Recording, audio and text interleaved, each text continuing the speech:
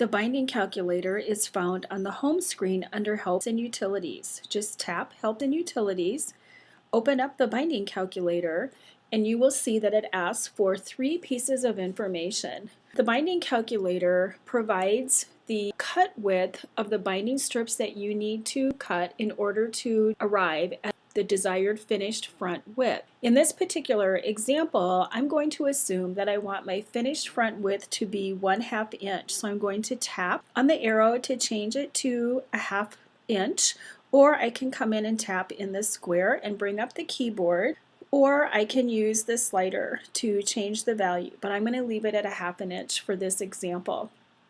The 1/4 inch underneath of it, which is called extra for quilt thickness, is used to accommodate how much thickness you need to roll over your binding from the front to the back. So if you're using a really thick batting, you may want to use 1/4 of an inch for thickness. Or if you are using really thick fabrics, like those really heavy flannels, you may want to leave it at 1/4 inch. Or you can change it the same way by just tapping on this screen to change it to less than 1/4 of an inch or to more than 1/4 of an inch. But I'm going to leave it at 1/4 of an inch.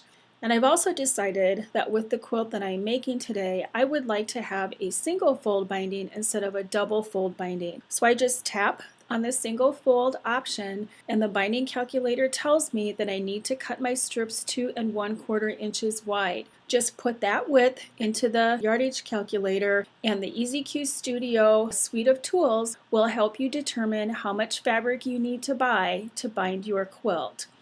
And that's it, pretty straightforward, just 3 pieces of information that you need to put in. If you have any questions about the binding calculator, you can always send us an email by going to our website